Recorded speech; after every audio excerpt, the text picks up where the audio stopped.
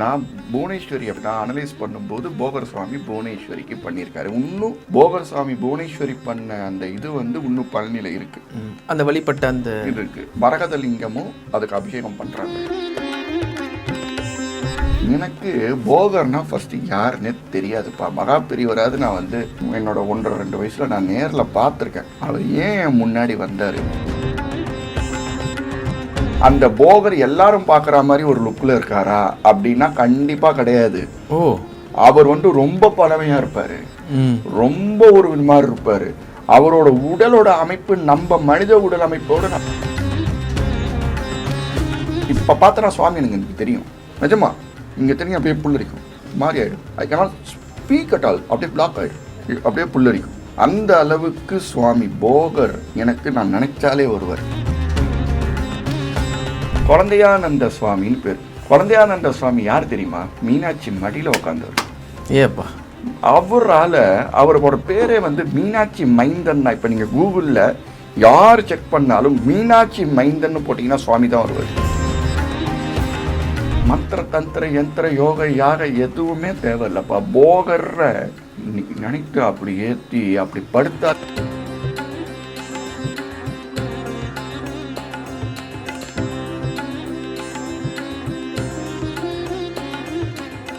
The divine Tamil நேயர்களுக்கு வணக்கம். நான் விஜய் கிருஷ்ணன். இன்னைக்கு நம்ம கூட இருக்கிறது யாருன்னு பார்த்தீங்கன்னா ஆக்டர் அண்ட் ஆஸ்ட்ரோ பிளானட் அனலைசரான ஸ்ரீராம் சந்திரசேகர் அவர்கள் தான் இருக்காங்க. வணக்கம். வணக்கம். சர்வம் புவனேஸ்வரி ஸ்ரீ மாதா அயுள் தேகி தனந்தேகி வித்யாந்தேகி மாகேஸ்வரி சமஸ்த அகிலம் தேகி தேகிமே புவனேஸ்வரி சர்வம் புவனேஸ்வரி. இப்போ நீங்கள் சொன்னீங்க எனக்கு 2 பேர் நயன தீட்சை கொடுத்தாங்க. ஒன்று பெரியவர், இன்னொருத்தர் போகர். பெரியவரை பற்றி நம்ம நிறைய பேசியிருக்கோம். போகர் அப்படின்னு எடுத்துக்கிட்டிங்கனாலே நவபாஷான சிலை முருகன் அப்படி தான் ஞாபகம் வரும். அப்படி இருக்கும்போது போகரை பற்றி எங்களுக்கு தெரியாத விஷயங்கள் ஏதாவது இருக்கா? போகரை ஆக்சுவலாக எல்லாருக்கும் தெரிந்தது எந்த கடவுளை வேண்டுவாங்கன்னு சொல்லுவாங்க, முருகன் தான் சொல்லுவாங்க. முருகன் தான் போகருக்கு ஆக்சுவலாக சுவாமி வேண்டினது இன்னொரு தெய்வம் ஒன்று இருக்குது. என்னோட அம்மாவான புவனேஸ்வரி. நான் புவனேஸ்வரியை வேண்டினது எங்கள் தாத்தாவோட புவனேஸ்வரி எடுத்தாலும் மிகப்பெரிய ஒரு பங்களிப்பு சுவாமி போகருக்கு இருக்கு. ஏன்னா நான் புவனேஸ்வரியை நான் அனலைஸ் பண்ணும்போது போகர் சுவாமி புவனேஸ்வரிக்கு பண்ணியிருக்காரு. இன்னும் போகர் சுவாமி புவனேஸ்வரி பண்ண அந்த இது இன்னும் பழனியில் இருக்கு. அந்த வழிபட்ட அந்த இது இருக்கு. மரகதலிங்கமும் அதுக்கு அபிஷேகம் பண்றாங்க. ஸோ புவனேஸ்வரி அவரோட பெரிய பங்கு இருக்கு. எனக்கு போகர்னா ஃபர்ஸ்ட் யாருன்னே தெரியாதுப்பா. மகா பெரியவராது நான் என்னோட 1.5-2 வயசுல நான் நேரில் பார்த்துருக்கேன். ஆனால் போகரை பற்றி எனக்கு A to Z ஒன்றுமே தெரியாது. அவர் ஏன் முன்னாடி வந்தார்? இப்படி சம்மந்தமே இல்லாமல் இப்போ நான் ஏன் இங்கே வந்தேன்? இன்டர்வியூ பேச வந்தேன். ஏன் நீ உட்காந்துட்டு இருக்க? ஆங்கரிங் எடுக்கிறேன். இந்த மாதிரி ஒரு சம்பந்தம் இருக்குல்ல, சம்பந்தமே இல்லாமல் ஏன் முன்னாடி அவர் வந்தார்? 18 ஸ்லோகம் எழுதியிருக்காரு. ஒரு ஸ்லோகம் 2 ஸ்லோகம் இல்லை. நீ இப்போ கேட்டிங்களே போன எபிசோடில் ஏன் குரு தேவைன்னு. எனக்கு இவ்வளோ விஷயம் ஏன் வந்தது? நான் புஸ்தகம் படிக்கல, எல்லாருக்கும் தெரியும். ஜாதகம்னா எனக்கு மேஷத்துலேருந்து மீனம் வரைக்கும் தெரியாது. நான் போன வாட்டியே நான் சொன்னேன். 20 நட்சத்திரம் தெரியாது, திதிகள் தெரியாது. இது எல்லாமே எனக்கு ஆட்டோமேட்டிக்காக தெரிய வச்சது யார்? ஒரு பக்கம் சுவாமியான போகர், இன்னொரு பக்கம் மகா பெரியவரான நயன தீட்சா, இப்போ என் கூடவே சப்போர்ட் பண்ணிட்டு இருக்கிற என்னோட மாலர்னா. ஸோ அந்த அளவுக்கு போகர் ரொம்ப சம்மந்தப்பட்டிருக்காரு. இப்போ நீங்கள் நினைக்கிற மாதிரி போகர் சுவாமி எனக்கு வரைய தெரியாது. நான் இது ஏற்கனவே ஒரு இன்டர்வியூவில் சொல்லியிருக்கேன். எனக்கு வரைய தெரியாது. வரைய தெரிஞ்சதுன்னா சுவாமியை நான் எப்படி இப்போ பார்த்தனா சுவாமி எனக்கு தெரியும், நிஜமா இங்கே தெரியும். அப்படியே புல்லரிக்கும் மாதிரி ஆயிடும். I cannot speak at all. அப்படியே பிளாக் ஆயிடும், அப்படியே புல்லரிக்கும். அந்த அளவுக்கு சுவாமி போகர் எனக்கு நான் நினைச்சாலே ஒருவர். அப்படி இருக்கிற பட்சத்தில் அந்த போகர் எல்லாரும் பார்க்குற மாதிரி ஒரு லுக்கில் இருக்காரா அப்படின்னா கண்டிப்பாக கிடையாது. அவர் ரொம்ப பழமையா இருப்பாரு, ரொம்ப ஒரு மாதிரி இருப்பாரு. அவரோட உடலோட அமைப்பு நம்ம மனித உடல் அமைப்போட நல்ல ஒரு இதுவாக இருக்கும். அப்படி பார்த்தேன். 20 அடி தண்டு மரம்பா. மரம் மட்டும் 20 அடி தண்டு. நான் கனவுல பார்த்தது. நேரில் பார்த்த சுவாமி 2 செகண்ட் தான், அதுக்கப்புறம் போயிட்டாரு. அதுவே பெரிய பொக்கிஷம்னு வச்சுக்கேன். போன ஜென்மத்தில் நான் பண்ண புண்ணியமாக கூட இருக்கலாம். அதனால் எனக்கு சுவாமி இது பண்ணார். ஆனால் கனவுல பார்த்தது 20 அடி தண்டு மரம். 20 அடி தண்டு மரத்துக்கு நடுப்புற ஒரு அஜானுபாகுவா ஒருத்தர் உக்காந்துட்டு இருக்காருன்னா அப்போ அவர் எப்படி இருப்பார்? மனித ரூபைக்கு வேற ஒரு விஷயமா தான் இருப்பார். சாதாரணமாக ஜடாமுடியோட நார்மல் ஜடாமுடிலாம் கிடையாது. அதெல்லாம் கிட்டக்க போனாலே சந்தனம் மணக்குது அப்படின்னு ஒரு பாட்டு வருது. அந்த மாதிரி கிட்டக்க போகிறதுக்கு முன்னாடி அந்த ஒரு வைப்ரேஷன் கிட்டக்க போக முடியாது தம்பி. ஃபர்ஸ்ட் நீ போனோம் அப்படின்னா அவங்களோட பர்மிஷன் வேணும். இப்போல்லாம் ஒரு மேனேஜிங் டைரக்டரை பார்க்குறதுக்கோ இல்லை டைரக்டரை பார்க்குறதுக்கோ ஃபிலிம் டைரக்டரை பார்க்குறதுக்கோ பெரிய பெரிய விஐபிஸை பார்க்குறதுக்கோ நம்மளுக்கு ஒரு பிஏ தேவைப்படுது இல்லை? ரிஷிகள் ஞானிகளுக்கு யார் விஐபி? கரெக்ட். ஆமாம், கிடையாது. அவங்களோட வைப்பு தான். அவங்க வைப்பு ஒன்று போதும், நீ கிட்ட வர முடியாது. அப்படின்னா பறந்து நீ போய் விழுந்துருவேன். பாப்பா பாப்பா கண்ணா அப்படின்னா நீ வரலாம். அவங்க நினைக்கணும். அதனால தான் சிவன் கோயிலுக்கோ எந்த கோயிலுக்காக இருந்தாலும் நீ போகணும்னு நினைச்சாலும் அவங்க வரணும்னு நினைப்பாங்க. அதனால தான் அதோட வார்த்தை ரொம்ப அழகா உண்டு. அவன் அருளாலே அவன் தான் வணங்கி அவன் நினைக்கணும். அதாவது ரொம்ப அழகா சுவாமிநாதன் மகா பெரியவரை பற்றி அடிக்கடி நம்மளோட இதெல்லாம் கண்கரா டிவி இதெல்லாம் பேசுவோம். அம்பாள் உபாசகர் ஒருத்தர் அவர் சொன்னார், சிவாச்சாரியார் நம்ம லலிதா சகஸ்ரநாமத்தை பற்றி 1008 நாமாவை பற்றி சொன்னார். அவர் சொன்னார், அம்பாலை நீங்கள் வேண்டிடலாம், அம்பாலை நீங்கள் போய் பார்த்துடலாம், ஆனால் அவ பார்க்கணுமே. கரெக்ட். இதுக்கு மேலே ஒரு சுவாமி ஒருத்தர் இருக்காரு, அவர் உங்களுக்கு ரொம்ப இன்ட்ரெஸ்டிங்காக இருப்பார். குழந்தையானந்த சுவாமின்னு பேர். குழந்தையானந்த சுவாமி யார் தெரியுமா? மீனாட்சி மடியில் உட்காந்தவர். ஏப்பா, அவரோட பேரே மீனாட்சி மைந்தன். இப்போ நீங்கள் கூகுளில் யார் செக் பண்ணாலும் மீனாட்சி மைந்தன் போட்டிங்கன்னா சுவாமி தான் வருவார். ஒரு பல நூற்றாண்டு இருந்தவர், எவ்வளவோ நூற்றாண்டாக இருந்தவர், ரொம்ப பவர் வாய்ந்தவர் சுவாமி. அதாவது அது எப்படின்னா, ஒரு தம்பதியர் இருந்தாங்களாம், ஒரு 2 தம்பதியர் இருந்தாங்க. காமாட்சி கோயிலில் போய் படுத்திருக்காங்க, குழந்தை பிறக்கலன்ட்டு. சிசுவே ஃபார்ம் ஆகலை அப்படின்ட்டு குழந்தை அப்படியே படுத்திருக்காங்க. அப்போது ஒரு ஒளி சொல்லுது, உனக்கு குழந்தை தானே வேணும், நீ மீனாட்சி கிட்ட போ, அவளுக்கு தான் அது வேணுமா, அவளுக்கு நீ உன் குழந்தை தரதா வேண்டுக்கோ, அவள் உனக்கு அனுகிரகம் பண்ணுவா அப்படின்னு இவங்க போய் வேண்டிட்டு வந்துட்டாங்க. ஆத்திர அவசரம் குழந்தை வரணும்னு வேண்டிட்டாங்க. குழந்தையும் ஃபார்ம் ஆகிடுச்சு. முதல் நாள் குழந்தை வரத்துக்கு கொஞ்ச நாள் முன்னாடி கவலைப்படுறாங்க தாயும் தகப்பனும். ஐயோ குழந்தை பிறந்துச்சுன்னா 2த்தையும் குழந்தையவே அம்மாட்ட கொடுத்துடணுமே அப்படின்னு வருத்தப்படுறாங்க. குழந்தை பிறக்குது, 2ஆ பிறக்குது. அப்போ தாய் தகப்பனுக்கு எவ்வளோ சந்தோஷமா இருக்கும். ஒரு குழந்தை நமக்கு, ஒரு குழந்தை அவளுக்கு அப்படின்னு ஆயிடுச்சு. அப்போ திருப்பி அவங்களுக்கு வருத்தம் வருது. என்னவா இருக்கும்? என்னதான் இருந்தாலும் ஒரு கண்ணு இல்லைங்கிற மாதிரி இல்லை.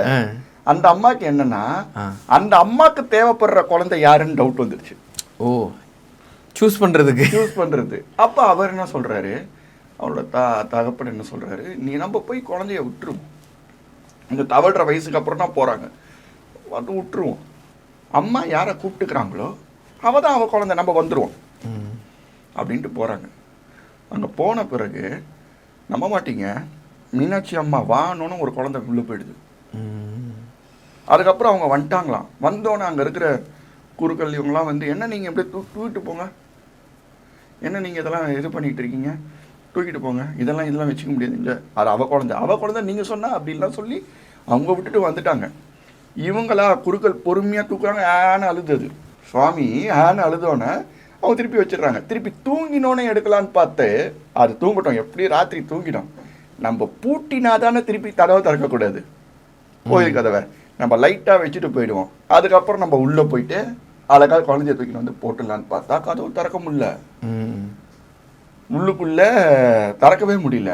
உள்ளே பார்த்தா ரொம்ப டிஸ்டர்பன்ஸ். அம்மா ஊட்டிகிட்டு இருக்கா பாலை, மீனாட்சி அம்மா குழந்தைக்கு ஊட்டிகிட்டு இருக்கா. ஊட்டிகிட்டு இருக்கும்போது என்ன பெரிய டிஸ்டர்பன்ஸாக இருக்குன்ட்டு பத்திரகாளியை நிற்க வச்சுருக்காங்க. சாமி வழியாக பார்த்தோன்னு எல்லாம் ஓடி போயிட்டாங்க. அடுத்த நாள் காலையில் வந்து பார்த்தீங்கன்னா இந்த அம்மா அப்பாவுக்கு ரியல் அம்மா, அதாவது பெத்த அம்மா அப்பாவுக்கு வந்து வருத்தம், குழந்தை எப்படி இருக்கும்ல. பெத்த தாய்க்கு 30-40 வயசு தாண்டி எங்கேயோ போனாலும் பக்கத்தில் போனாலும் வருத்தம் இருக்கா மாதிரி ஒரு பச்சை குழந்தைய வந்து விட்டுட்டு வரும்போது வருத்தம் இருக்கணும், எப்படி இருக்குன்னு பார்க்க வந்திருக்காங்க. அங்கே பார்க்க வந்தால் அங்கே பால் ஏடையோட இது கிடக்கு, அம்மாவோட மூக்குத்தி காணும். அப்போ அம்மாவோட மூக்குத்தியை காணுமே அப்படின்னு போய் இந்த குழந்தை அதுக்குள்ளே இந்த சொம்புலேருந்து எடுத்து கீழே போட்டுருக்கு. அவ்வளோ கூர்மை பாருங்க, ஞானம். அந்த மாதிரி அப்படி ஒரு மகானான குழந்தையானந்த சுவாமி எல்லாருக்கும் தெரியணும். வேண்டிக்காத ஒரு நடக்காத விஷயம் எதுவுமே கிடையாது. அவர் நினைத்தாலே போதும் அங்கேயே வருவார். கண்டிப்பாக. அப்படி இருக்கும்போது இப்போ நம்ம போகரும் அது மாதிரி தான் இருந்திருப்பார். போகர் வந்து முருகனை வழிபட்டார். ஆனால் நாம் எப்படி போகரை வழிபடுறது? மனசு தான்ப்பா. மனசை வந்து நீ எப்படி தொடர்பு கொள்ளணும்? இப்போ ஒன்றுமே இல்லை, உங்களை நான் எப்படி வந்து தொடர்பு கொள்ளணும் உடனே ஃபோன் சொல்லிடாதீங்க, நேரம் வந்து பார்க்கணும்னு சொல்லாதீங்க. இப்போ நீங்கள் என்னை கொண்டு கூப்பிட்றீங்க, இன்னைக்கு இன்டர்வியூ முடிஞ்சோன்னா அண்ணா அடுத்த இன்டர்வியூ பண்ணிக்கலாமாண்ணே அப்படின்னு நீங்கள் கேட்குறீங்க. அதோட விஷயம் என்ன? ஒரு இன்ட்யூஷன், ஒரு சிக்னல் தான். ஒரு நம்ம நடந்துக்கிற விதம், நான் வந்து பிஸியாக இருக்கேன் இல்லை நீங்கள் பிஸியாக இருக்கீங்க, இதற்கெல்லாம் மேற்பட்டு நம்மளோட அந்த வேவ் இருக்குல்ல, அது செட் ஆகணும் இல்லையா? அந்த வேவ் வந்து சுவாமியோட செட் ஆகணும். ஃபஸ்ட்டு நம்பணும், நம்பிக்கை பொறுமைன்னு நான் ஃபஸ்ட்டு சொன்னேன் இல்லையா? அந்த நம்பணும். மந்திர தந்திர யந்திர யோக யாக எதுவுமே தேவையில்லைப்பா. போகர்ற நினைத்து அப்படி ஏற்றி அப்படி படுத்தாலே அவர் வருவார். அது எப்படி வராமல் இருப்பார்? மந்திரம்லாம் வேண்டாம். சண்முக கவசம் படிக்கணும், அதில் சங்கரசஷ்டி கவசம் படிக்கணும், ஓம் போகராய நமகன்னு சொல்லணும், இதெல்லாம் கரெக்டு தான். இப்போ யாரோ கூட சொன்னாங்க, நான் வந்து அம்மாங்கிற ஒரு வார்த்தை போதும் அம்பால வேண்டுறதுக்கு, அதுக்கு வந்து மந்திரம் தந்திரம் யந்திர யோக யாகம் எதுவுமே தேவையில்லை அப்படின்னு சொன்னோன்னே இவருக்கு வந்து மந்திரம் வந்து எதுவும் இது வராது போல இருக்கு, அதனால தான் இப்படி சொல்கிறாருன்னு கூட சொன்னாங்க. அதெல்லாம் கிடையாது. நான் மந்திரம் சொல்லணும் எப்படி லலிதா சஹஸ்ரநாமம் படிக்க முடியும்? நான் என்ன சொல்கிறேன் அப்படின்னா, ஒரு இறைவனை வேண்டுறதுக்கு உன் மனம் மட்டுமே இம்பார்ட்டன்ட்னு சொல்கிறேன். அந்த ஆத்மசக்தியை வச்சு, ஆத்மசக்தி தான் மூச்சு தொடர்பு. உன் மூச்சு தொடர்பு போட்டு நிறுத்தும்போது அந்த மூச்சு நீங்கள் நம்ப மாட்டீங்க, அந்த மூச்சின் வழியாக வானத்துக்கு மேலே உச்சியில் வரைக்கும் போக முடியும், பூமிக்கு கீழே வரைக்கும் போக முடியும். இது எவ்வளோ பேர் நம்புவாங்கன்னு தெரியல. உணர்ந்தவனுக்கு மட்டுமே தெரியும். நிஜமா நீங்கள் ஒரு 70 கிலோ இருப்பீங்களா, 65 கிலோ இருப்பீங்களா, அந்த கிலோவே இல்லை நீங்கள். அதோட பவர் அந்த ஜபம் பண்ணும்போது கண்டிப்பாக தெரியும். அப்படி இருக்கிற பட்சத்தில் கண்ணை மூடிந்து ஒரு நிலைப்படுத்தி அந்த சுவாமியை நினைத்து வேண்டினா அவர் வருவார், போகர் வருவார். கண்டிப்பாக நீங்கள் சொன்ன விஷயம் பல பேருக்கு போய் சேர்ந்துருக்குன்னு நினைக்கிறேன்.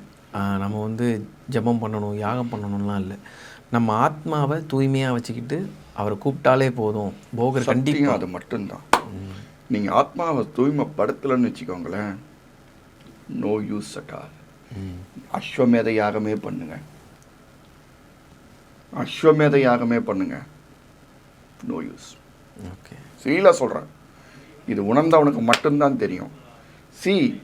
நீங்கள் இதுக்கு நடுப்புற உங்களுக்கு தம் அடிக்கிற பழக்கம் இருக்குது, தண்ணி அடிக்கிற பழக்கம் இருக்குது, இல்லை வேறு ஏதாவது ஒரு என்ஜாய்மெண்ட் இருக்குது, what ever it is, it's committing about you is not all troubling to another. ஒன்று நீ வந்து கெடுத்துக்க, உங்கள் இஷ்டம் அது. மற்றவனை கெடுக்காதீங்க, மற்றவனை இது அப்போது இப்போ இவங்க மனுஷனோட தொடர்பு எப்படி இருக்குன்னா, தம் அடிக்கிறவன் தண்ணி அடிக்கிறவன் இவனா கெட்டவன்,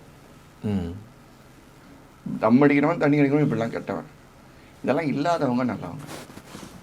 அதுக்கு சம்மந்தமே இல்லை ஆத்மா.